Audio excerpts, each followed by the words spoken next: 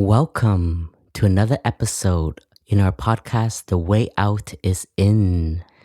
Dear listeners, I am sitting in Plum Village, Upper Hamlet, and I am sharing with you the news that our teacher, Zen Master Thich Nhat Hanh, has passed away on January 22nd in the year 2022. We are in a solemn moment in Plum Village as we are grieving the passing of our teacher. But at the same time, we are celebrating the manifestation of our teacher in every one of us who follows his teaching and put into practice mindfulness, breathing, and love. During these moments, as we grieve the passing of our teacher, I haven't been able to pull myself together to record new episodes. But nevertheless, I am still honoring my teacher. And one way is I have been reading some of his poems. And this poem really stands out for me. It teaches about interbeing and deep looking. So I would like to read this poem, recommendation, as well as to sing it to all of you as a gift to my beloved teacher, Zen Master Thich Nhat Hanh, and to all of you who have been following us and supporting us. With a lot of love, thank you for being there. Recommendation. Promise me this day, promise me now, while the sun is overhead, exactly at the zenith, promise me. Even as they strike you down with a mountain of hatred and violence, even as they step on you and crush you like a worm, even as they dismember and disembowel you, remember, brother, remember, man is not our enemy. The only thing worthy of you is compassion, invincible, limitless, unconditional. Hatred will never let you face the beast in man. One day, when you face this beast alone, with your courage intact, your eyes kind, untroubled, even as no one sees them, out of your smile will bloom a flower, and those who love you will behold you across 10,000 worlds of birth and dying. Alone again, I will go on with bent head, knowing that love has become eternal. On the long, rough road, the sun and the moon will continue to shine.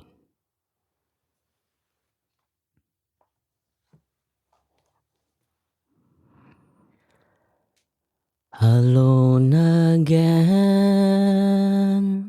I'll go on with bent head, but knowing the immortality of love.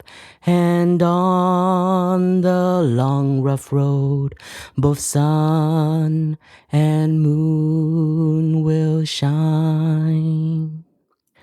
Promise me this day, while the sun is just overhead, even as they strike you down with a mountain of hatred and violence. Remember, brother, man is not our enemy. Just your pity, just your love, invincible, limitless. Hatred will never let you face the beast in man.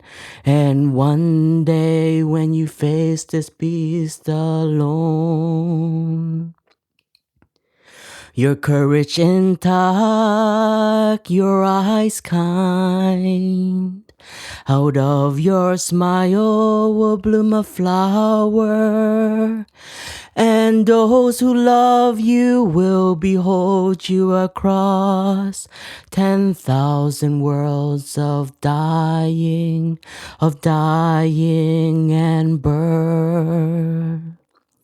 Alone again,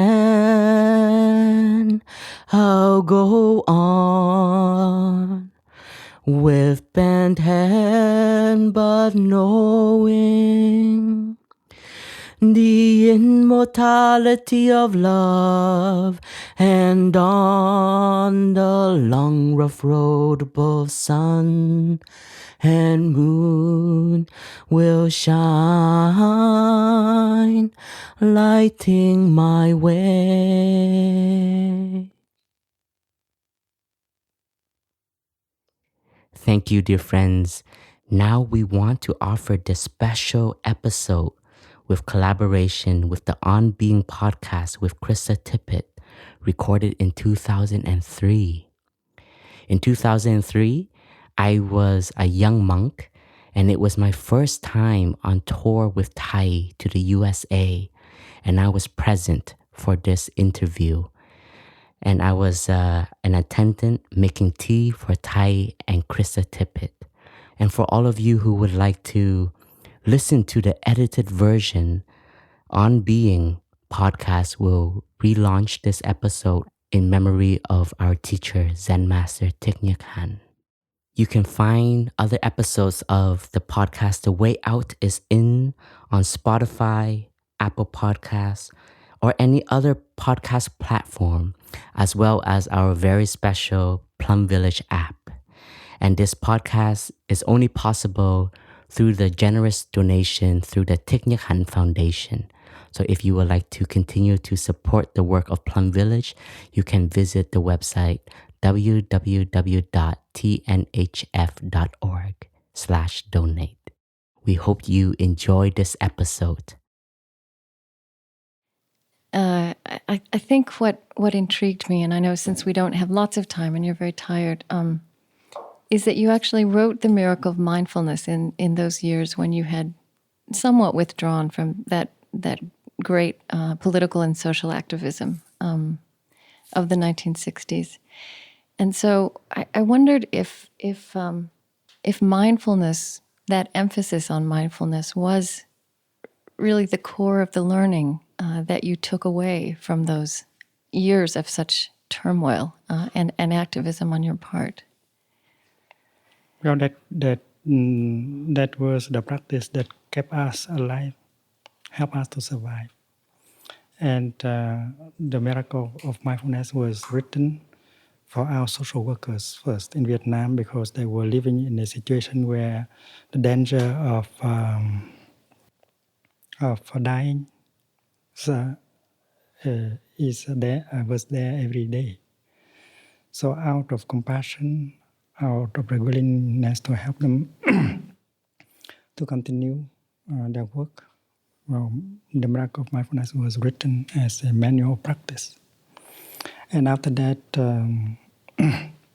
many friends in the West, they think that it is helpful for them, so we allow it to be translated into English and so on.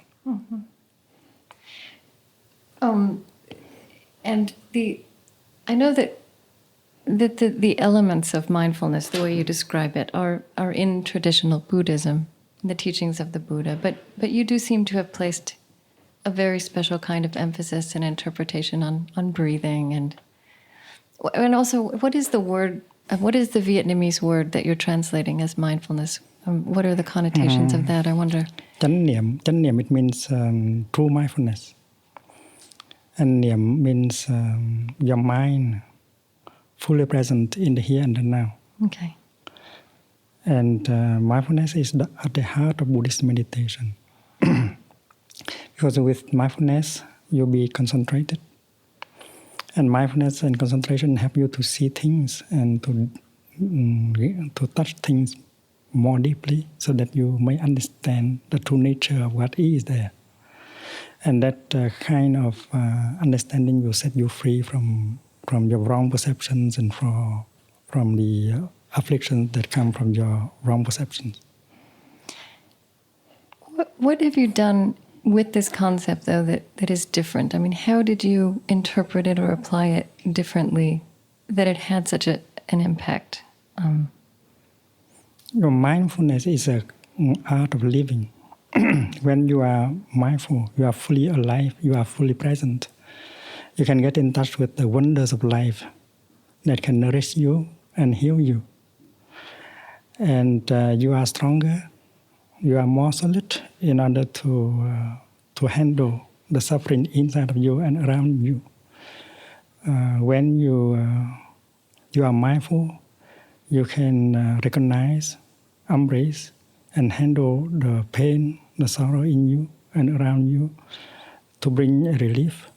And if you continue with concentration and insight, you'll be able to transform the suffering inside and help transform the suffering around you. And, this word miracle is on the surface is quite intriguing when what you're describing is so organic. I mean, it's getting in touch with your breath, first of all.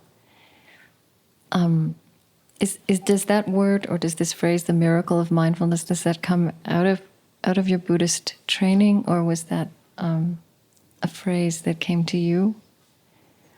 It is in my heart when I use it, because when you breathe in, your mind comes back to your body. And then you become fully aware that you are alive, that you are a miracle, and everything you touch could be a miracle. The orange in your hand, the blue sky, the face of a child, everything becomes a wonder. And in fact, there are wonders of life that are available in the here and the now. And you need to breathe mindfully in and out in order to be fully present and to get in touch with all these things. And that is a miracle. To breathe in and to know that you are alive. And to be alive is already a miracle, the largest miracle. And to be alive and to be walking on this beautiful planet is a miracle. And then when you are a miracle, and if you get in touch with other things, other miracles, well, life becomes a miracle. And that's why you can live the miracles of life in every moment. And also the suffering that you encounter are also miracles. Because you understand the nature of the suffering, you know the role of suffering, that suffering play in life. And you are not trying to run away from suffering anymore, and you know how to make use of suffering in order to build peace and happiness. It's like growing lotus flowers. You cannot grow lotus flowers on marble. You have to grow them on the mud. Without the mud, you cannot have a lotus flower. Without suffering, you have no ways in order to learn how to be understanding and compassion. So the element suffering helps, plays a role in the cultivation of understanding and compassion. That's why my definition of the kingdom of God is not a place where suffering is not, where there is no suffering. The kingdom of God? Yeah, because I could not like to go to a place where there is no suffering. I could not like to send my children to a place where there is no suffering, because in such a place, they have no way to learn how to be understanding and compassionate. And the kingdom of God is a place where there is understanding and compassion. And therefore, suffering should exist.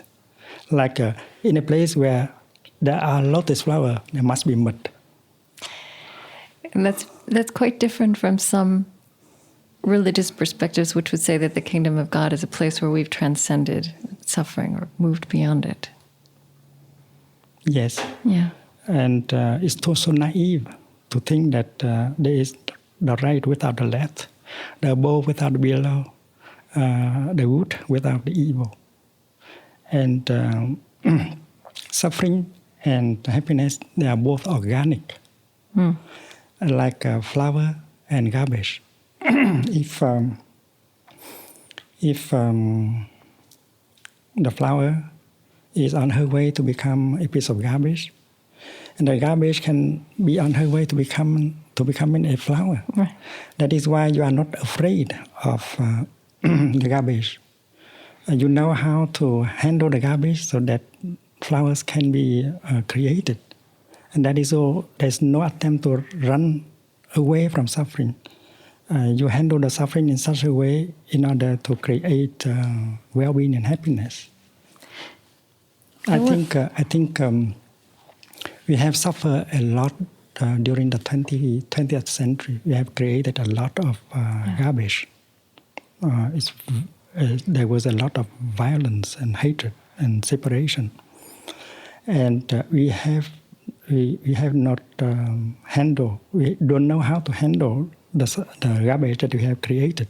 If we had, and then we would have a chance to create a new century for peace. That is why now it's very important for us to learn how to transform the garbage we have created into flowers. So I look at the violence that marked the world in the period when you were a young monk. There was the Cold War. I mean, there was a certain kind of violence and hostility. A lot of that has changed, has gone away. A lot of the terrible threats and the sources of the worst fighting. And now in its place, we have new kinds of wars and new kinds of enemies. I'd be really interested in, as you look at this period of your lifetime, is there any qualitative difference between the violence that we have now and the violence that we had then? Is there anything like progress happening? Or is it the same pattern that repeats itself? You are right. It's the same patterns the pattern that repeats itself. And does that make you despair?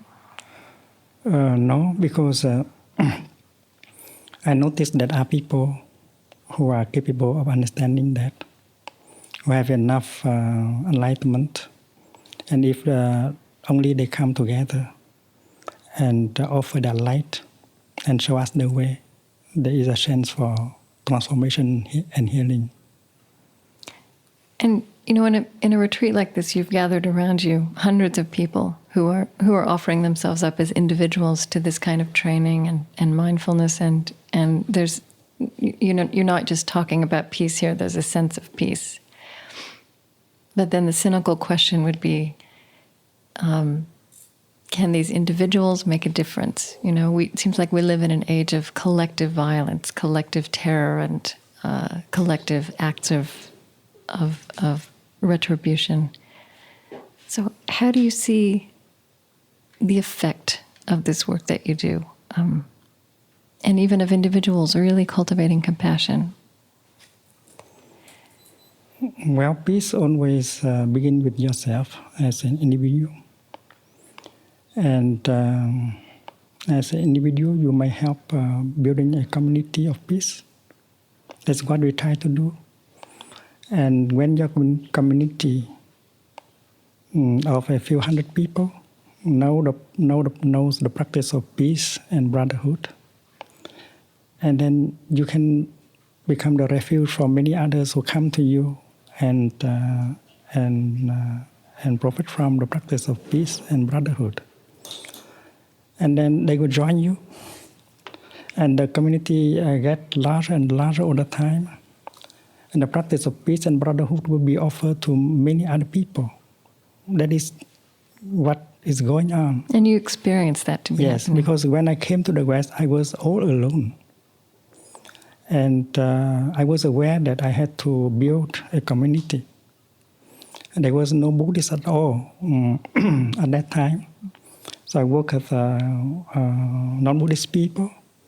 And I suggest the practice of mindful breathing, mindful walking, mindful sitting, And slowly we built a community of practice that has an international nature. And now we have many hundreds of communities like that in Europe, in America, in Asia. And each community offers the same kind of practice to the people where they live.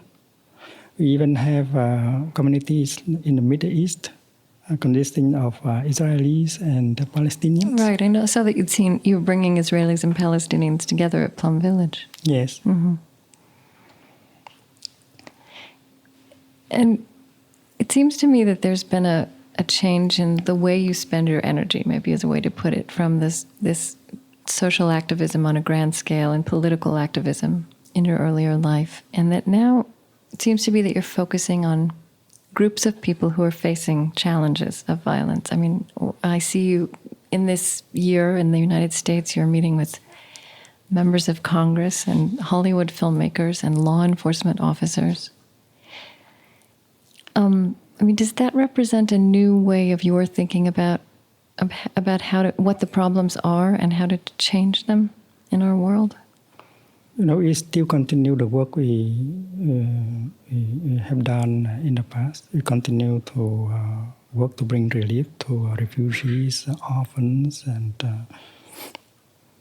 people who suffer a little bit everywhere. Because doing so, we nourish the awareness that there are suffering people everywhere, and that help us to maintain our compassion and understanding, not being cut off from the world. Mm-hmm. And then since we have more friends in the realms of business, politics, health professionals, they help us bring the practice into these realms. Okay. Is your teaching any different if you're speaking to members of Congress, or you're speaking to Hollywood filmmakers, or you're speaking to law enforcement officers? The practice would be the same, but you have to understand the difficulty, the suffering, the aspiration of different group of people in order to offer the teaching, the practice in a way that can be understood easily and received easily and applied easily. And how do you do that? Is that something you discern when you come together with that group? We need friends to show us how a certain group of people live their life, what kind of suffering and difficulties they encounter in their life, so that we can understand. And after that, only after that, we could offer the appropriate teaching and practice. That is why we continue to learn every day with our practice and sharing. And it is intriguing that you're meeting with members of Congress. Some of the things you've said about the war on terror. I mean, you used the word forgiveness right away, and I don't think that was a word that was anywhere in our public discourse in this country. But I also heard you this morning when you were speaking with the group talking about the responsibility of everyone for policies, global policies. Say some more about that, about how individuals. What role individuals have to play even in something like the war on terror, from your perspective? The individual has to wake up to the fact that violence cannot end violence. That only understanding and compassion can neutralize violence. Because with the practice of loving speech and compassionate listening, we can begin to understand people and help people to remove the wrong perceptions in them. Because these wrong perceptions are at the foundation of their anger, their fear, their violence, their hate. And listen deeply. You might be able to remove the wrong perception you have within yourself concerning you and concerning them. So the basic practice in order to remove terrorism and war is the practice of removing wrong perceptions, and that cannot be done with the bombs and the guns. And it is very important that our political leaders realize that and apply the techniques of communication. We live in a time when we have a very sophisticated means for communication, but communication has become very difficult between individuals and groups of people. A father cannot talk to a son, mother cannot talk to a daughter, and maybe husband cannot talk to a wife, and Israelis cannot talk to Palestinians, and Hindus cannot talk to Muslims. And that is why we have war, we have violence. That is why restoring communication is the basic work for peace. And our political and our spiritual leaders have to focus their energy on this matter. But I think some would say, people in positions of power would say that they simply can't wait for that communication to happen or for that change to take place, that they also have to act now. If they cannot communicate with themselves, if they cannot communicate with members of their family, if they cannot communicate with people in their own country, they have no understanding that will serve the base for right action, and they will make a lot of mistakes. The individual has to practice in order to get the kind of right insight that will help him or her to intervene into society. The war of Iraq, for instance, was started with the conviction that there are weapons for mass destruction in Iraq. And many Americans supported the war on that kind of conviction. They believed their government, they believed their president. And now it turns out that such a weapon have not been found. This is a very challenging issue concerning the ethics of a whole country. It makes people lose faith in America, and Americans losing faith in their own leadership is very serious. And now America seems to be caught in Iraq. And it seems that the United States of America have to occupy the country for a long time. And every day there may be American young men and young women die in Iraq. And I think there should be a kind of awakening in America that is strong enough to change the course of action. I think that the United States of America should invest into the United Nations and help it to become a true body of peacekeeping. There are other countries that are ready to collaborate in order to do such a thing. And then when the United Nations has become a true body of peacekeeping, and then America can say something like, we are sorry that we have not found any weapons for mass destruction in Iraq, but we have helped somehow to remove an unpopular regime there. Now we would like to handle the whole situation to the United Nations so that we become only one member of the United Nations helping Iraq to rebuild itself. That is the kind of thing that America can do in order to get out with the appreciation of the world, and to set right again what was not right. I'm wondering if, by way of bringing this back to you and the practice and how you know the practice, if you would read this poem for warmth and talk about what that, how you think about anger and how one lives with anger. And, I want to say about being with you, it's clear that you are a very passionate person, and that being mindful doesn't take away all these emotions, right? These human emotions. Yeah, we have to remain human. Yeah.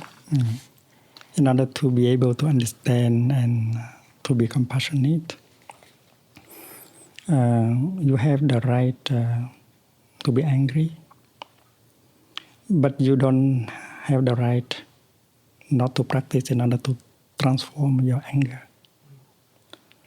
You have the right to make mistakes, but you don't have the right to continue making mistakes. You have to learn from your mistakes. Mm-hmm. And that is a sense of the meaning of civilization and progress. Would you say something about the occasion on which you wrote this poem also? I wrote this poem after I heard the news that the city of Thay was bombed. And an American army officer declared that he had to destroy the town in order to save the town, which is very shocking for us. In fact, there were a number of guerrillas who came to the town and who used anti-aircraft guns to shoot. And because of that, they bombarded the town and killed so many civilians. Was it 1965 or something like that? Yeah, around that time. Okay. Tôi bưng mặt trong lòng hai bàn tay. Có phải để khóc đâu anh? Tôi bưng mặt để giữ cho ấm áp sự cô đơn. Hai bàn tay chở che, hai bàn tay nuôi dưỡng, hai bàn tay ngăn cản sự ra đi hờn dỗi của linh hồn. I hold my face between my hands. No, I am not crying. I hold my face between my hands to keep my loneliness warm. Two hands protecting, two hands nourishing, two hands to prevent my soul from leaving me in anger. That is the practice of mindfulness called mindfulness of anger. When you notice that anger is coming up in you, you have to practice mindful breathing in order to generate the energy of mindfulness, in order to recognize your anger and embrace it tenderly, so that you can bring relief into you and not to act and to say things that can destroy, that can be destructive. And doing so, you can look deeply into the nature of your anger and know where it has come from. That practice helps us to realize that not only Vietnamese civilians and military were victims of the war, but also American men and women who came to Vietnam to kill and to be killed were also victims of the war. And the deep cause of the war is the kind of policy that was based on wrong perceptions. Because of that time, America was convinced that if Vietnam became a communist country, that could be a threat for America. And the United States of America sent 500,000 soldiers in Vietnam and invested a lot of its energy and money into Vietnam. And why back in America there was poverty, social injustice, and so on. And then the American forces practice the policy of search and destroy. They thought that to fight the communists in South Vietnam is not enough. They have to go to Cambodia to search and destroy the communists that are in Cambodia. And they went to North Vietnam and search for communists and bombard Vietnam. And there was one time they declared that they had to bombard Vietnam into a stone age, so that, to bring it back to the stone age. And yet, with that mighty power, America did not succeed in destroying the communists. In fact, that policy created more communists and hatred in Vietnam. I think the same thing might be true now in Iraq. I'm not sure that America has diminished the number of terrorists and make people believe more in America. I think the anti-American feeling is growing there. And America has created more hatred, more terrorists. And we have to wake up to that kind of truth, because only a collective awakening can help us out of this situation. So here's the question that occurs to me again and again. These root causes are so simple in a way. Wrong perception. Yes. Poor communication. Yes. Anger that may have its place in human life, but then needs to be acted on mindfully, in your language. Why is it so hard for human beings, and I think this is as true in a family as it is in global politics, to take these simple things seriously, these simple aspects of being human? I don't think it is difficult. In the many retreats that we offer in Europe, in America, in many other countries, awakening, understanding, compassion, and reconciliation can take place after a few days of practice. People need an opportunity so that the seed of compassion, understanding in them to be watered. And that is why we are not discouraged. We know that if there are more people joining in the work of offering that opportunity, and then there will be a collective awakening. And we shall have enough collective understanding and compassion to help us out of this difficult situation. You know, I look at you and I also see that you view the world through the eyes of compassion, which is another term you use, and that I see the weight of that on you. I mean, that is also a burden to look at the world straight and to see suffering and to see the sources of suffering wherever you look. When you have compassion in your heart, you suffer much less. And you are in a situation to be and to do something to help others to suffer less. This is the truth. So to practice in such a way that bring compassion into your heart is very important. A person without compassion cannot be a happy person. And compassion is something that is possible only when you have understanding. Understanding brings compassion. Understanding is compassion itself. When you understand the difficulties, the suffering, the despair of the other person, you don't hate him, you don't hate her anymore. And you are motivated by the desire to do something in order to help him or her transform the suffering inside.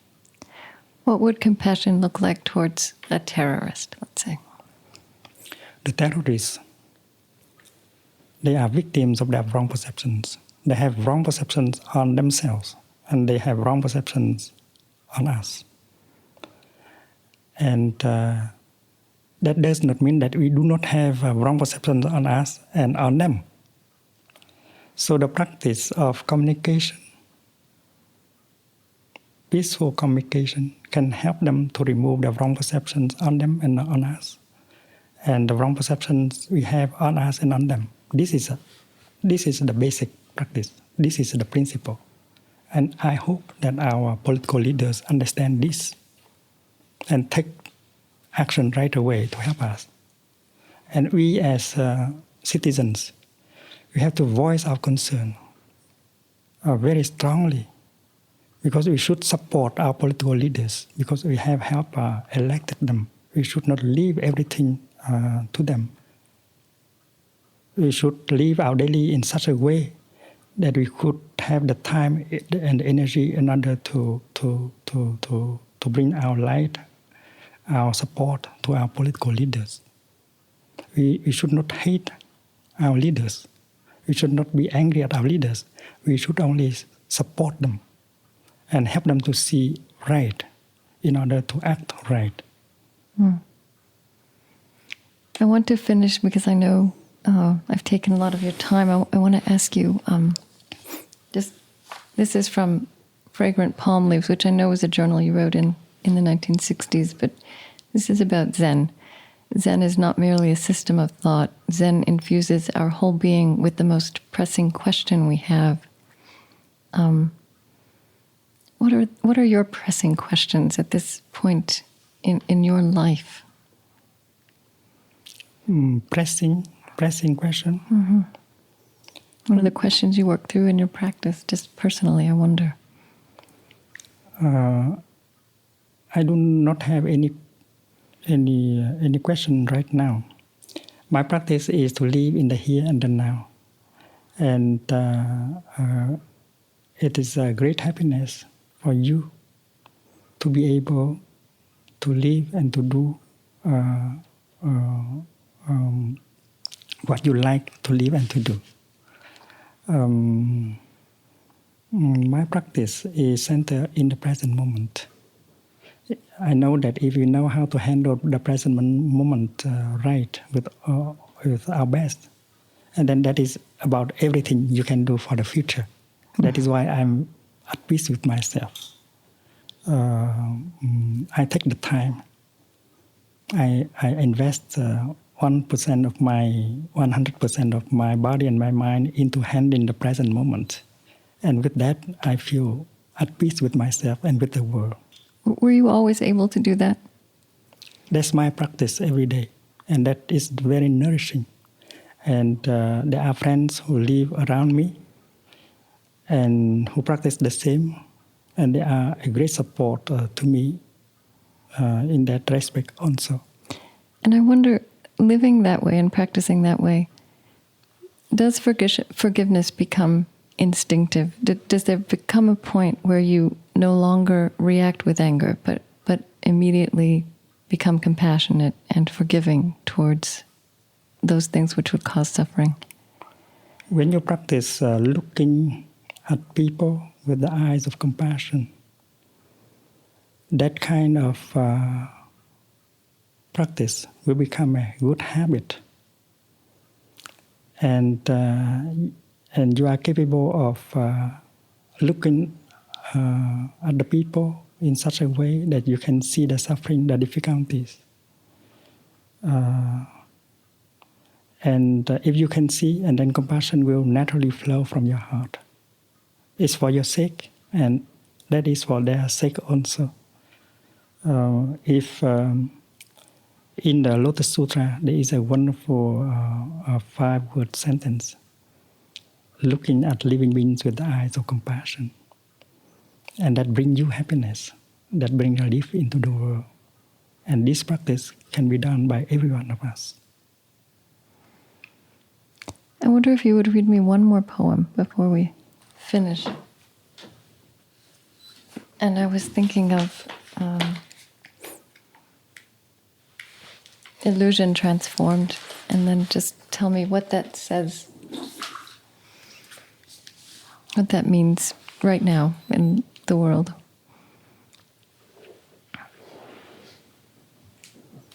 And this poem I wrote about 40 years ago or more.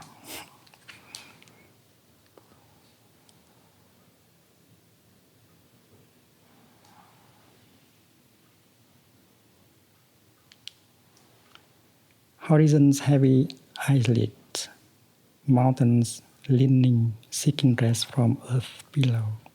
At nightfall, grass and flowers perfume sleep. Illusion shift her veils. Wind lift up her hands. Red candle shimmer in the silver river of the sky. The hillsides open doorway frames a falling star that raised the sacred words in fire. 10,000 lives are spinning, circling. Dreams illusion, the moment of this night reveals this world reality. I wrote it in a night after I walk in meditation in outside. It was a night full of stars. And after the walk in meditation, I went into my hermitage and stand behind my window, and I saw a shooting star. And that was the inspiration that brought about this poem. I would like to read it in Vietnamese. Yeah. I have put this poem in Vietnamese into music. Sẽ chẳng không We'll try to find it. my Okay. sing it to you. All right. Mí mắt chân trời mỏi, đầu núi nghiêng nghiêng tìm gối tựa. Đêm về thơm giấc cỏ hoa. Ảo hóa bàn tay gió dậy, ngân hà nến ngọc lung linh. Khung cửa lưng đồi bỏ ngõ, sao băng vụt chảy lời kinh. Vạn kiếp xoay quanh vòng mộng mị, đêm nay chợt thấy chân hình. Thank you. Thank you.